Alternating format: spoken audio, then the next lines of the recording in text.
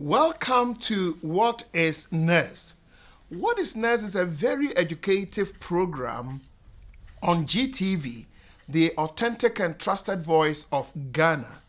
It's a program that is asking questions about contemporary challenges confronting us as a people, and in the process, seeking relevant answers from people we consider to have accumulated wisdom. People, again, we consider the movement are the thought leaders of our country. And we are happy you have tuned in to What is Next this evening. Now, if you want to assess a strength of a society, you must look for how the able people in that community are prepared to enable the disabled. Old age is a blessing, but there are people that old age has ended disabling them. That sometimes you meet people who are in their old ages are going through some kind of discomfort. And this evening on What is Next, we are considering old age and meaningful pension. In Ghana today, the face of pension is SNET. And I'm happy to have the man who at the moment is the Director General of SNET to help us answer questions about what is next when it comes to old age and meaningful pension. And the man is Dr. John Ofori-Tenkorang. Dr. Ofori-Tenkorang, welcome to What is Next. Thank you very much, Reverend. We are very happy that you have made the time to be with us, knowing the kind of person you are at the moment. We are so grateful. My pleasure. For some people, all that we know about you is you are a Director General of SNET. And maybe sometimes the thinking is you woke up one day and you find yourself on that seat. Would you help my viewers to know a little bit about you? Who is Dr. John Ofori-Tenkorang? Thank you, Reverend, and thank you very much for having me on your show, and a very good evening to your viewers and the people of Ghana who have tuned in to watch us today. As you've just said, I am currently Director General of SNET, but I was born in Kwabena and went to Kwabena Presby Primary School, then went on to Presby Middle School in that little town. Then I passed the common entrance and went to St. Peter's Secondary School, where I studied for 5 years. Then in my days after the O-level, just by a stroke of chance and luck, and also maybe a bit of preparedness, I got a scholarship to finish my secondary school education in Canada at the Lester B. Pearson United World College in Canada. Then after that, there I took the International Baccalaureate instead of the A-level as we used to do it. The IB is still a secondary program that people still pursue. Then I applied to the Massachusetts Institute of Technology, MIT for short, which is a university in the United States, and studied electrical engineering and computer science. I did my bachelor's there. I did my master's there. That is 4 years and 2 years. Then I did what is called an engineer's degree. Took another couple of years. And then I did my doctoral degree there at MIT. Career-wise, I started a bit of teaching at MIT. Then as an engineer, I did a bit of work for Ford Motor Company. We used to design and build electric cars back then in the 1990s, early 90s. Then I decided to change careers and try my luck on Wall Street. So I went into finance. So then I became an investment banker, worked in New York. Then I went to South Africa. The company took me to South Africa, doing investment banking. And eventually I came back to Ghana And that was back in 2007. And between 2007 and maybe 2013, I was working as an independent consultant. I did some work in Dubai, in the United Arab Emirates. And then 3 years before 2016, I offered my services to the current Vice President, His Excellency, Dr. Alhaj Mahmoud Baumia, and served as a technical advisor for him. So that is how I've gotten to where I am. And in this journey, are there some, call it principles, values that you have kept, principles that have also kept you in your professional life, in whatever? Do you have such values, principles, values that you just can't do away with? Yes, Reverend, you know, the principles and values that you grow up with, that is what shapes and molds you and sticks with you. So for me, coming from my humble beginnings, the principles and values instilled in me by my parents were hard work, because they were peasant farmers and you had to work hard to even get food to eat. Integrity, a bit of patriotism, and fear of God. Knowing that there are no shortcuts in life and that a good name is worth a lot. I mean, my father always used to say, you know, when you go and you do that something, they will say it is Opanyi so and so eba. So you need to be associated with a good name. And so those values of hard work, integrity, patriotism, and fear of God has served me well. You mentioned your father, but on this platform, on What is Next, are there one or two people that publicly you want to acknowledge their influence, their contributions? You've mentioned from Taful to Canada, to Dubai, to South Africa, to the office of His Excellency, the Vice President.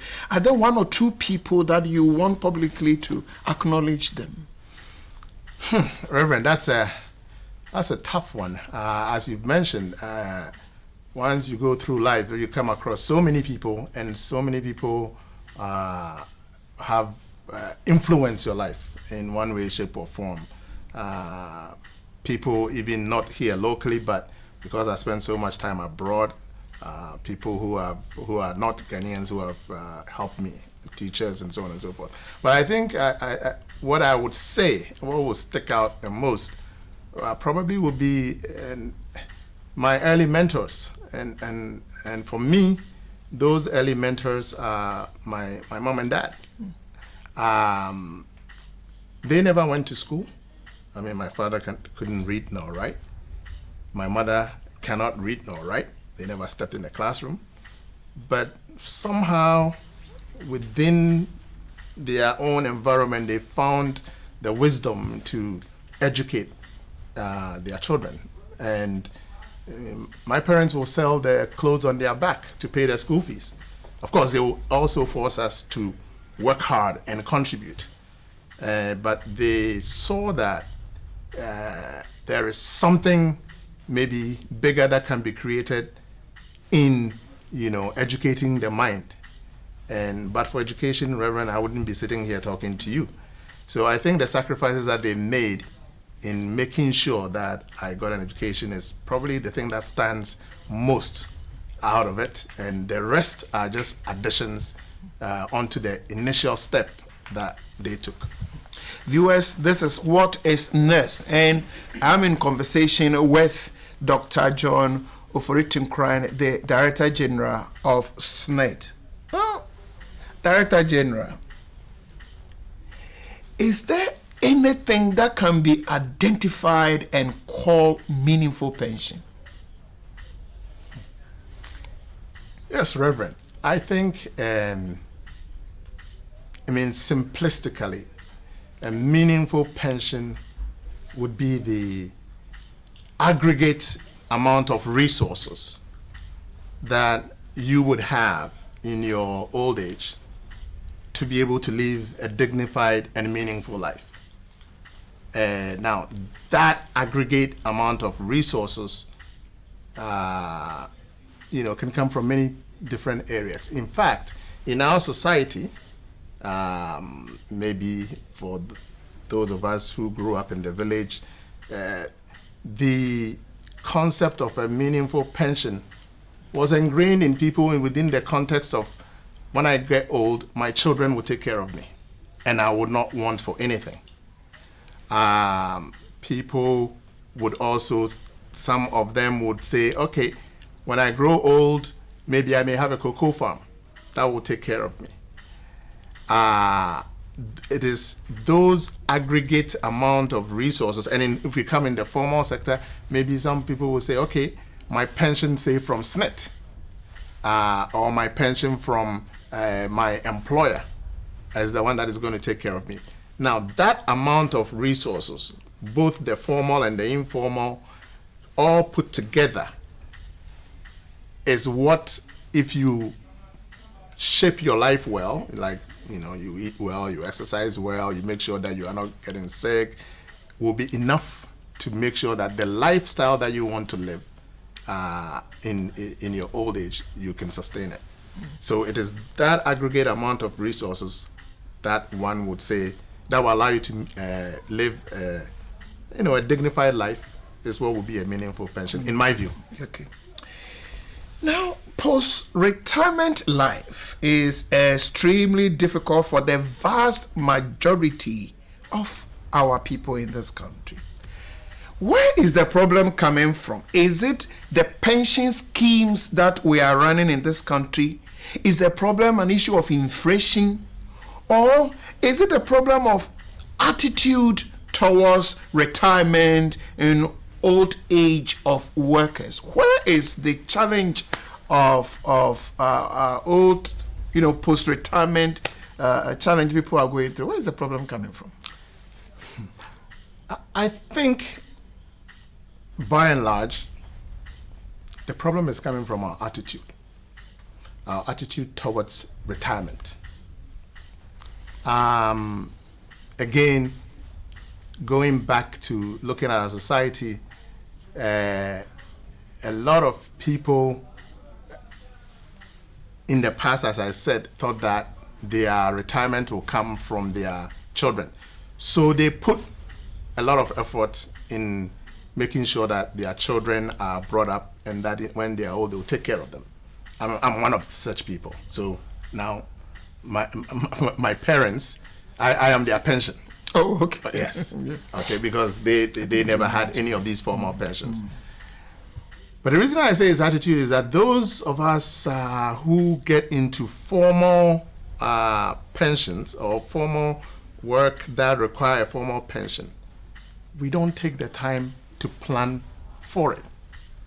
So that from day one, when you start working, you got to think that the next day you're going to be one day closer to that pension. So you should start planning for it. I don't think we do enough planning.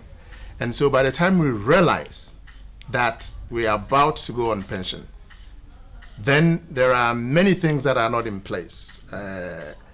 And because of that lack of planning, we end up depending on maybe only one source of income, which will be, for example, let's say the income that will come from SNET, and have forgotten to plan to get alternative sources of income, or even plan our lifestyle such that by the time we are in pension, we don't even have any more school fees to pay.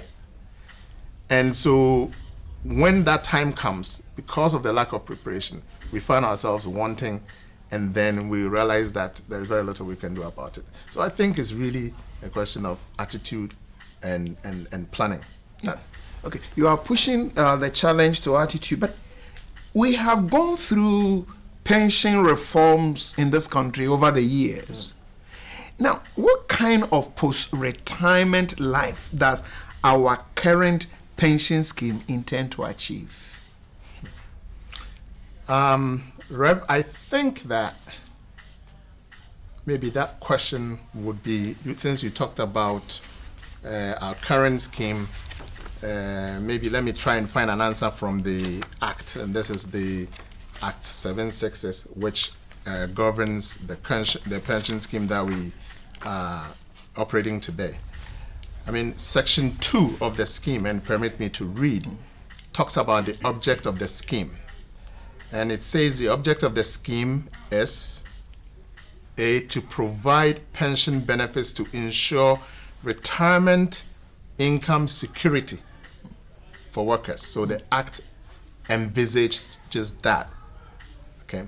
And then it's also to ensure that every worker receives retirement and related benefits as and when due.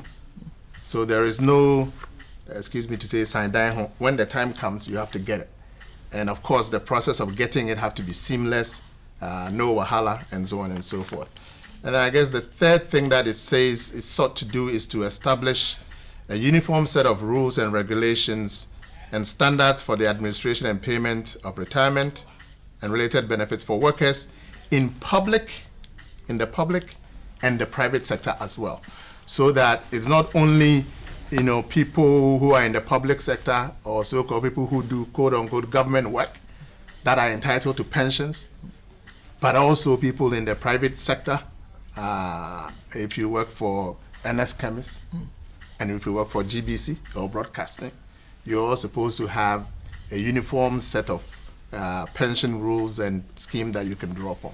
So I think that is what our current scheme seeks to achieve, but primarily retirement income security for working class, and also to make sure that the process of collecting these is quite seamless and painless, less painful as we can. You mentioned the private, that if I am a market woman selling my pepper, plantain, can I walk to any SNIT office and say the current act allows private people, I'm a private person, I'm on my own, so I'm coming to register to pay a pension? Do you go to that extent? Yes, the current act makes room for people who are self-employed to join. We call them voluntary contributors. The law made it mandatory for constructs where there is an employee-employer relationship. There you are mandated by the law to do it for your employees. But where you are your own employer, the law allows you to be able also to join the SNIT scheme. So people who have stores in Okaishi, Aboso Okai, Abuakwa, all those people can register on the SNIT scheme and join. Now, there are certain minimum contributions that one will be expected to make. And so maybe if you're a tomato seller and you're only making 1 cedi or 2 cedis, the law allows you to contribute under a different tier. And that's why we have these 3 tiers. And maybe we can come to that and talk about that. But please, kindly look straight into this camera and invite the market women. You mentioned Abosio Okan, because we gradually see people who after all these, there is not 60 years, but then they stop going to the market and we face the challenges, but you are saying there's another package, you call it voluntary kind of scheme. Just use this camera and invite people, our viewers, that they must at least consider this privilege that the current act provides. Dear viewers, the SNIT scheme, as we are operating it today by law, allows for the self-employed to join the scheme as voluntary contributors. It allows for those also in the informal sector who are working and receiving salaries from their shop bosses and so on and so forth. Those people who are selling spare parts, those people who are selling rice, who are opening their store in the morning and coming and laying out the wares, and at the end of the month are being paid a salary consistently, all you people are allowed to come to the nearest net office and register. You come and our able employees will show you the way on how to proceed so that your future would also be secure when you are no more able to continue in the line of work that you are. Please come to us, ask the questions, and we will provide you the answers. Thank you. This is What is NES, and we are in a conversation with people who at the moment are the face of pension, and what they tell us we must consider as serious as we can. And now the Director General is saying that SNIT is not only for those in the formal sector, Abanye Juma kind of, but those of us who are on our own, there's a package for us, and we must consider it. Dr. Ofori-Tenkorang, is it fair to say that the current tier, three-tier pension scheme takes more contributions from workers? Yes, Reverend. Simplistically, I guess when you say more, that means you are doing a comparison. So up until December last year, the pension law was the PNDC law 247, which actually sunset at the 31st December 2019. Now, there, the contribution rate between employer and employee was 17.5% of salary. The new act, which is the Act 76, is the three-tier pension scheme, just increased that contribution rate by 1%. So instead of 17.5% of salary, it is 18.5%. Now, that extra 1%, are we getting anything for it? I guess that would be the normal question. And the answer is yes. Under the old law, you had to contribute 20 years to qualify for pension. So, if, and under the new act, you contribute 15 years to qualify for pension. Under the old act, you had to contribute 40 years to get the maximum pension right. Under the new act, you have to do 35 years. So, and then under the old act, the period of time, the age after which when you die, SNIT will not pay anything to your survivors. It used to be 72 years. Under the new act, that age is being extended by 3 more years. It is 75 years.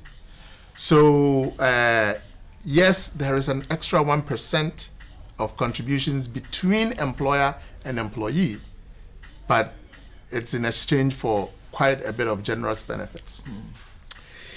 The payment of lump sum of money by SNIT help workers on retirement to complete their projects, make investment.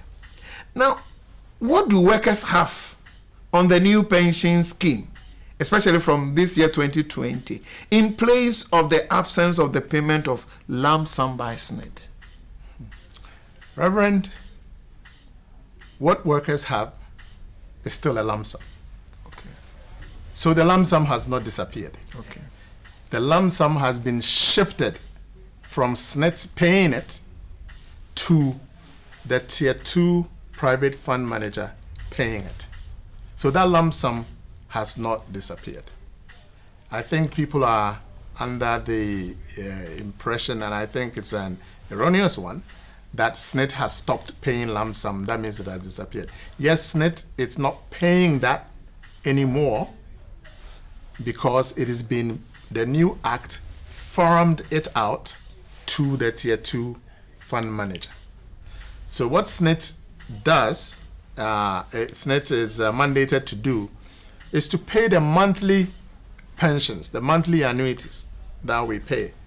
And then, as part of a transition period, there are a certain class of people, part of whose contributions, part of which stayed with SNET after contributions were started to be paying to the Tier 2. So for those people who had monies, who had contributed to SNET before the enactment, the coming into force of the new act, they will then, in addition to going to their Tier 2 fund manager to collect a lump sum, they have something with us which we call a pass credit, which is also part of a residual lump sum that they will collect. So when you come in the transition period, we will pay you your monthly benefits as well as a one-term supplementary lump sum whilst you go to your Tier 2 private fund manager to collect the bulk of your lump sum. Yeah, for the sake of my viewers, this Tier 1, Tier 2, Tier 3. Help us. Who is Tier 1, who is Tier 2, and who is Tier 3? Very good. So, the new Pension Act segmented the administration of pensions into 3 tiers. The Tier 1, which is the basic fundamental one, which is compulsory for all formal sector workers, where you can establish an employee and employer relationship, and voluntary contributors as well, is administered by SNET. Then on top of that, there is a second tier. It's almost like a ladder, right? So the base is SNET. Then there is a second tier, which is managed by a private fund manager elected by your employer. So your employer is supposed to be making some contributions to that private fund manager as your Tier 2. Okay, and that is where you go and collect your, and that is mandatory, and that's where you get your lump sum, the one that has been farmed off from SNET. Then the law, realizing that maybe Tier 1, which is only 11% of your salary, and Tier 2, which is only 5% of your salary, may not be enough for a meaningful pension, came up with a Tier 3. And that Tier 3 is voluntary. And it allows you to contribute an additional 16.5% of your salary, tax-free, into a fund to be collected also as a lump sum when you retire. Unfortunately, many people don't take advantage of that additional 16.5 because they're always thinking of the now. What can we eat today? Let's not worry what we will eat tomorrow. And so they don't take advantage of that. So if you add up all the salaries that you can actually, the amount that you can put aside before the taxman comes to tax you, the law allows for about 35% of your basic salary to be put aside before the taxman can come and tax you. So that is, the Tier 1 is managed by SNET, and that one is a defined benefit scheme. What that means is that we all contribute into a pool, and then certain prescribed benefits are paid out of it, and is dictated by law. So once you join, you know exactly what you're going to get. The Tier 2 is compulsory, but that one is what we call a defined contribution scheme, meaning that whatever you contribute in your name is tagged to it, and it's invested for you, and it's not commingled with anybody else's funds, right? And then there is a Tier 3, which is voluntary, but it's also defined contribution, meaning however, as much as you put there, the fund manager will invest it for you, and then when you go on retirement, you can go and claim it. So that now lump sum will come from Tier 2, Tier 3. Thank you. And then the post-retirement annuity benefits. Yes. SNET. Yes. Yeah.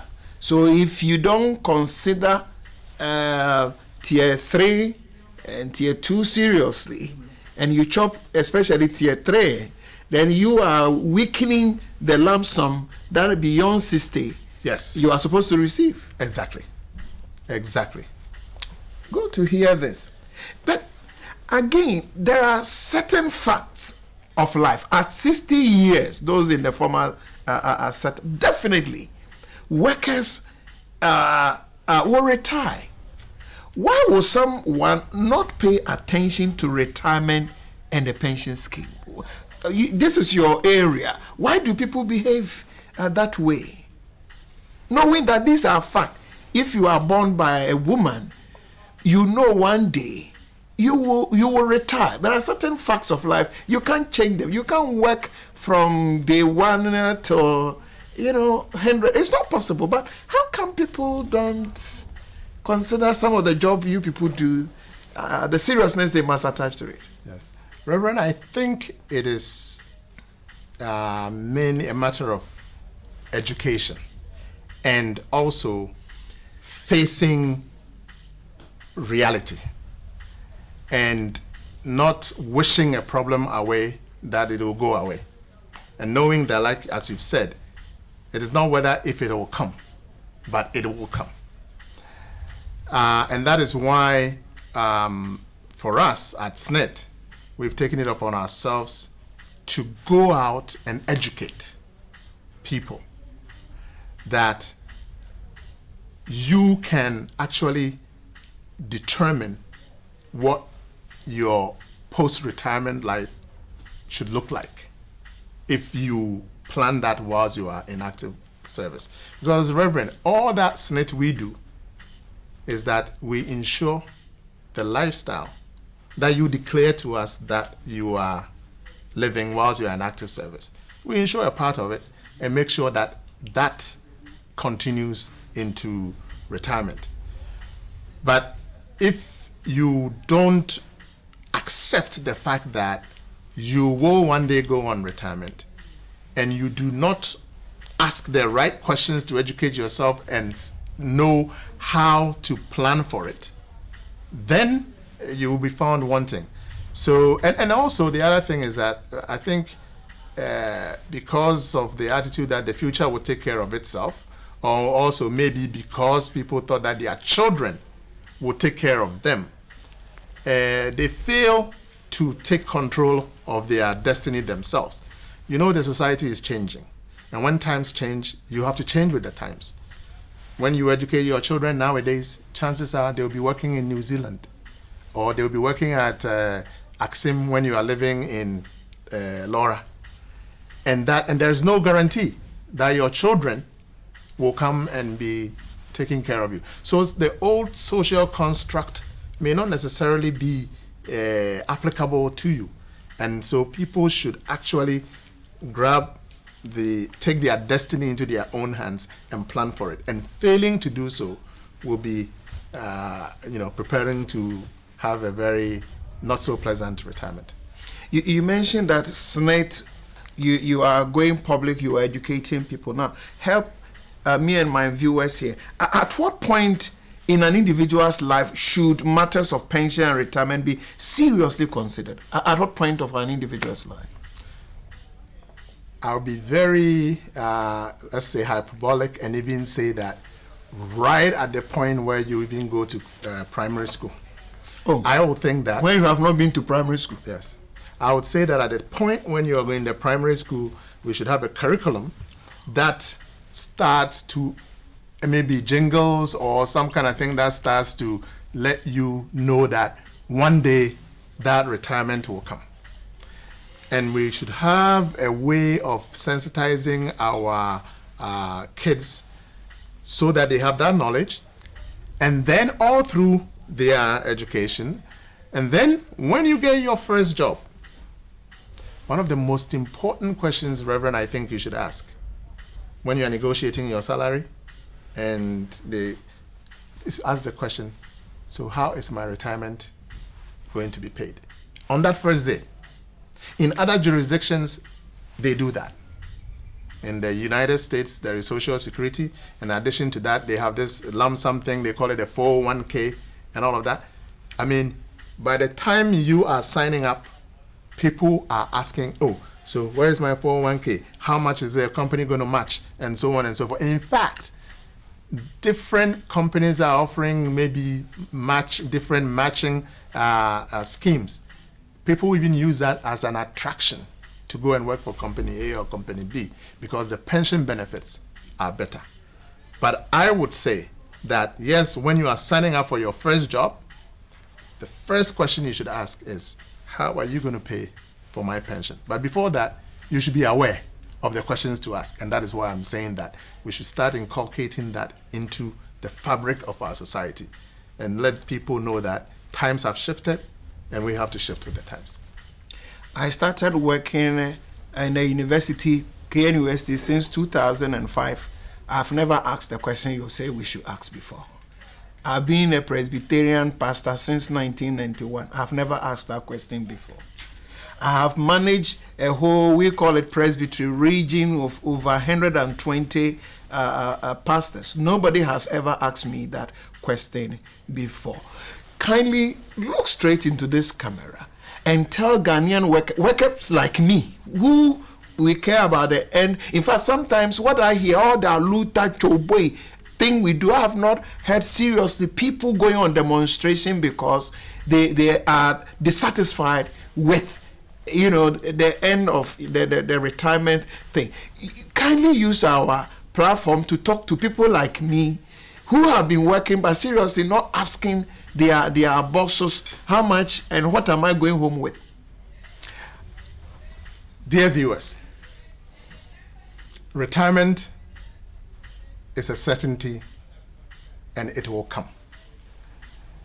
What you experience in your retirement largely depends on the kinds of preparations and the kind of questions you ask whilst you are in active employment.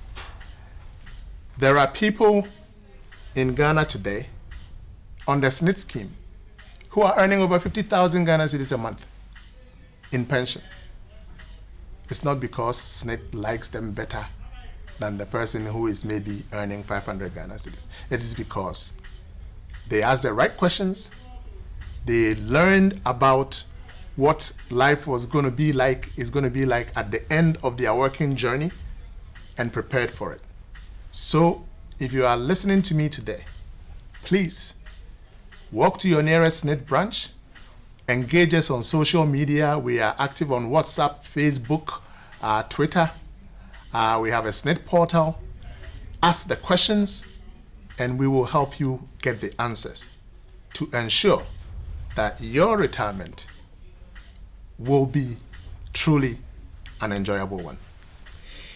This is what is next on GTV, the authentic and trusted voice of Ghana.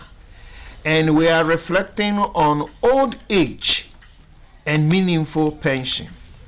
Now, some of us are creating problems hoping that our children will come and solve them tomorrow.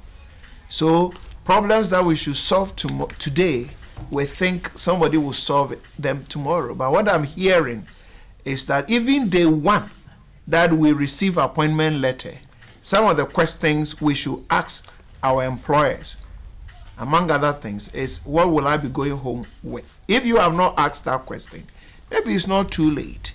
Gently, nicely, begin to ask those who are managing human resource and other department that what is there for me, because whether you like it or not, you can't step in the same river twice. You are moving forward, and that day shall surely come. Dr. Ofori-Tenkorang, help me here. Now, SNIT pays a monthly allowance to pensioners, and others like tier 1, tier 2 will also come in. By your side, how do you calculate it? Earlier on, you mentioned 15 years. Sometimes you hear your best 3 years. And sometimes it's like you must have 180 months.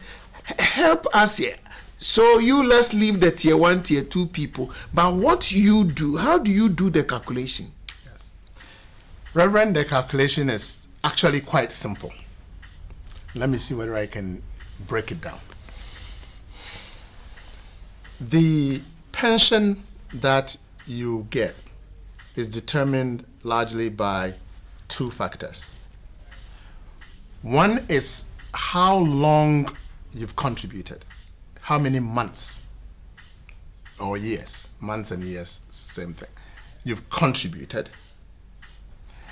And then the other one is what is the qualifying salary, which is going to be used as a benchmark to calculate that pension.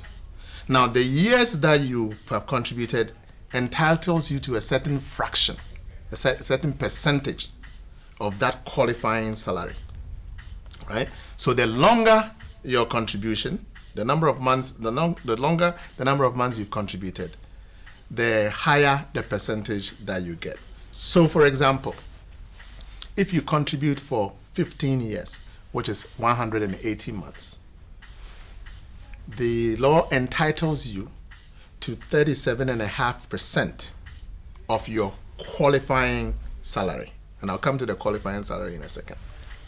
And then if you continue to contribute and up to 35 years, it will entitle you to that 60%. So that 37.5 will grow linearly all the way to 60%, right, at 35 years. Now, what is that qualifying salary? The beauty of the SNIT scheme is that that qualifying salary is the average of the best 3 years of your working life's earnings. So when you come to pension, we will look at all the contributions that you've made, meaning all the salaries of which you've been giving us 11%. And we're going to take the best 3 years, in other words, the best 36 months of earnings, right? And average that. And then that becomes your qualifying salary. And then depending on how long you have contributed, the percentage that you've earned, we apply it to it. And then you get a monthly pension, which we will then increase every year to account for inflation and so on and so forth. So that in itself is, I think, the simplicity of the whole thing. How long you've contributed, how many months, and that is why I'm saying it's good to start early and contribute as long as you can. And then, what is your best earnings? That is where the thing comes in, because, Reverend, you know, people would be in active employment, and let's say that their salary, generously, their basic salary, they are taking their total emoluments is maybe about 4,000 Ghana cedis, right? And I know that it's not a lot of people from the data that I have that earn that, but let's just for round numbers. But you'll find out that somebody like that, he will have a basic salary of 1,000 Ghana cedis. So he's living on 4,000, and then he has a basic salary of 1,000. And then he only comes to SNIT to insure the 1,000, meaning he pays contribution on only the 1,000.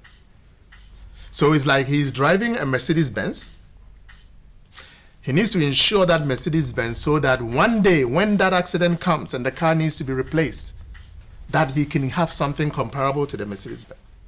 But he comes to the insurer and then he says, I'm driving a Picanto, a Kia Picanto. And so they look at it, and then he pays the insurance premium on the Kia Picanto, which is on, let's say, the 1,000. So when that accident comes and he needs to replace the car, and he goes to the insurance company, they'll look at it and say, oh, okay, Kia Picanto, 1,000, okay. Then you get paid on, at best, 60% of 1,000, which is 600 cedis. So you've gone from living on 4,000 Ghana cedis a month when you're in active service to 600 at best, right? And so that is something that we need to pay attention to. But the other good thing about the SNIT scheme is that best 3 years it doesn't necessarily have to be your last 3 years. It can be sometime preceding your last 3 years. So, for example, let's say that at some point in your working life, you were driving a Mercedes and you went and you were paying insurance on Mercedes, right? And then somehow the car was got old, and then you replaced it and you couldn't buy the same nice car. But when you go on, when you need to claim, we'll go and look through it and we see that, oh, at some point you paid on a Mercedes. So that historic payment even influences what you're going to get now. And that is what makes the SNIT scheme, in my mind, a bit generous. Because you can be a people teacher, then somehow you become, I don't know, maybe you win the election, you become MP. 4 years. You lose the election, you become a people teacher. We look at your best 3 years, and we'll pick up that time when you were the MP. So best 3 years of salaries in your working life, the average, and how long, the number of months you've contributed. And that is what will determine how much you make. It's very simple. Papa Director General, from where you sit, you have all the information and the records. At the moment, February ending, what is the minimum retirement benefit Ghanaians receive, and what is maximum? Averagely, okay. Reverend, as I've said, and let me preface this answer a little bit. The benefits that we pay is legislated by law, and it is paid on the formula that I've just told you about. Now, what we find out is that there are people who today as I'm talking to you, 25% of my contributors say that they are earning less than 400 Ghana cedis a month. Today. 400 cedis. Ghana cedis is their salary, on which they will pay 11% to SNIT, and 11% of 400 is what, 44 Ghana cedis, right? A month to SNIT. And that's 25%. And if such person was contributing on 400 Ghana cedis and even did the maximum number of years, whatever, right? And he got it 60%. 60% of 400 is 240 Ghana cedis, right? So by law, that's what he's supposed to get. However, SNIT, as part of a social insurance scheme, because of the pooling, we have floored the minimum pension anybody can get to 300 Ghana cedis. So the lowest pensioner on the SNIT scheme currently earns 300 Ghana cedis, and that is a pensioner who just retired this year. Because every year it increases. So it's just new entrants that will get 300. Now, so the minimum retirement benefit that any Ghanaian who has made contribution to your scheme, if you were to retire today, we can tell them that that person will not earn anything less than 300. Will go below 300 Ghana cedis a month. Okay. Even though some people, if we were not putting that floor there, would have fallen through the floor and would have been earning less. Maximum, what's the maximum people? I mean, look, there are people, let me just say that there are people who are earning over 50,000, 60,000, 70,000 Ghana cedis. Retirement benefit. Retirement benefit. Are they Ghanaians? Or? They are Ghanaians just like you and I. And because they paid those contributions consistently. But why don't you add some allowances to this pension benefit? Because even when I'm working full time and you give me 300 cedis a month and I have to pay electricity, water, and all that, I ask myself, what do I do with even 400? You are talking about 300, 400 cedis at the end of the month, and now I have retired. Nothing is coming from, no allowances anywhere. Why don't you, those of you managing pension, why don't you add some allowances to this pension, even though you keep coming back to the law? You know, Reverend, we do add, because as I've told you, even the person who is earning the 300 Ghana cedis, if we were to pay the person in accordance with the law because of their contribution profile, they would have earned less, much less. right? So clearly, even for those people, you can see that we are adding. Now, for all the other people in the pool, for majority of the people in the pool, if you were to take the value of their contributions accrued over the years, right? Accrued with interest, everything over the years, and you compare it to the benefits that they stand to get under the SNIT scheme, you will find out that the benefits far outweigh the contributions. Let me give you an example. If you are a SNIT contributor, let's say you are 25 years old, God forbid, you had an accident going from point A to point B, and you became disabled and cannot work. SNIT, you have the right to claim an invalidity pension, and SNIT will pay you as long as you live, until the good Lord calls you home. That is a contingent event which you are insured for when you are a SNIT contributor. If you die in active service and you are 35, we'll pay your survivor, the people you left behind, as if you had retired, and we'll pay them your guaranteed pension. And this is sort of like a life insurance policy that if you went to a private insurer to go and buy, you have to pay hefty premiums for it. And for us, you come to SNIT, we don't check you for pre-existing conditions or anything like that. And you get this contingent event also taken care of. And we pay you, if you live till 120, God blesses you so much, we will pay you till then. Mm-hmm. So there are all these benefits that when you pull it all together, it's actually worth more than the 11% contributions that you put in. But the thing is, if your pensions are low, it is basically a reflection on the salaries on which you were contributing on. And if at the time that you were in active life, you thought 400 Ghana cedis was not enough to pay your electricity bills, surely it's not going to be enough to pay your electricity bills when you are in pension, because nowhere in the world do pensioners earn more than when they were in active life. There are notions out there that SNIT is investing workers' money in political activities, in projects that are not beneficial, in giving loans that are not retrievable. Why do people have such notions about SNIT, that you are not handling workers' funds very well? I don't know. I hope you have been hearing some of this. I've been hearing some, but political activities, that's a new one for me. Look, I think that a lot of these notions are around, one, because SNIT, we don't tell our story, and if you don't tell your story, somebody will tell it for you, and put a narrative out there that would suit whatever it is that they want to project. So we don't invest in political activities.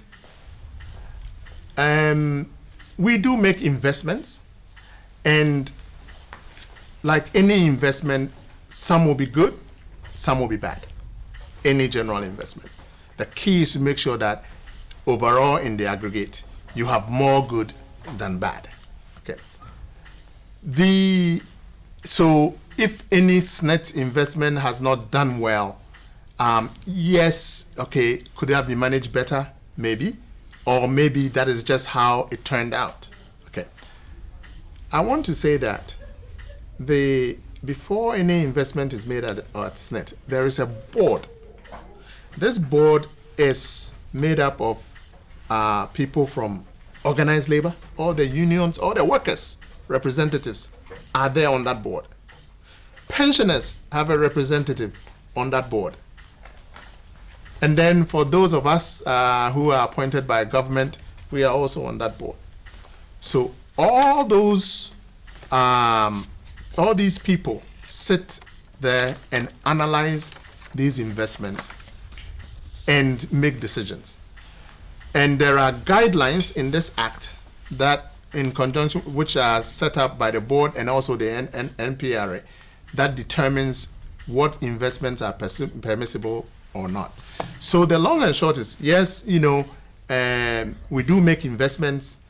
Some of it may not turn out well, just like any other investment, but we have a great deal of investment that are doing well. We own a lot of SNIT banks. workers can't go to SNIT hospital. Why? SNIT workers can go to SNIT hospital. Anybody in Ghana can go to SNIT my hospital. money is there, so can I walk in? That my money is keeping that. Oh, you mean to go there for free? Oh, Reverend. It's how it works. Money, our investment. I understand. Okay. It doesn't work like that. It doesn't work like that. The hospital is one of our investments. Just like Labadi Beach Hotel is one of our investments. Just like we own X% of EcoBank. Just like we own X% of CalBank. These are investments which are supposed to generate money, returns, so that we can do all the top-up that add some more that you were talking about. So these are investments, commercial investments in the community to serve the general community. So the fact that you are a SNIT contributor doesn't entitle you to go there for free.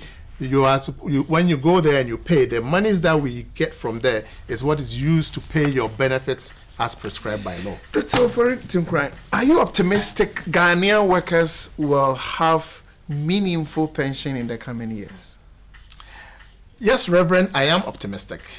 And I'm optimistic if we continue to have these conversations that we are having today, which we don't have enough, as you would agree, because you yourself said that you've never asked certain basic questions before. The reason I'm optimistic is that the scheme as set up is actually quite good and quite generous.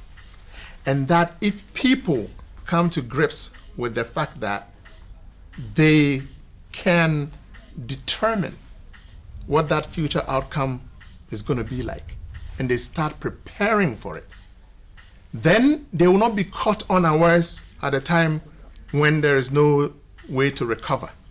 So because we've started having these conversations today, and the many such conversations that we, SNIT, are having in conjunction with our stakeholders going around the country and educating people, I think that is paving the foundation for a well-informed society that can take care of your last words to my viewers. Reverend, my last word to your viewers is that, look, the SNIT scheme is very good. What you got to do is, whether you are self-employed or not, and if you are concerned about your future, just walk into a SNIT office and register and ask all the questions. You will be educated. For those of you on the SNIT scheme, please use our electronic portal channels. Check your statements, make sure that they are accurate, make sure that your employers are paying the right amount of monies on the right salaries that you are earning, the salaries that you are actually living off, and don't connive with your employers to hide all the bulk of the emoluments in allowances and pay a small amount on salaries. And lastly, Reverend, since unfortunately you are not in the caller today, but permit me to quote a piece of scripture.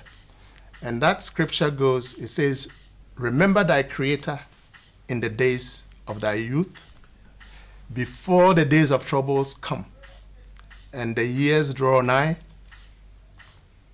that you will say, I have no pleasure in them." So allow me to paraphrase and tell our viewers that remember retirement in the days of your youth, before the days of troubles come, and the years draw nigh, when you will not have to say, you have no pleasure in retirement. Viewers, this is what is next, and I have been in conversation with Dr. John Ofori-Tenkorang, the Director General of SNIT on old age and retirement, especially meaningful pension, issues about post-retirement benefit. And as he ended, when we are strong and we are in active service, that must be the best time. We must consider our exit, because these are facts of life. We will by all means exit at a point in our working life. We will come your way same time, God willing, next week. Till then, God bless our homeland Ghana and make this dear nation of us great and strong. God bless you.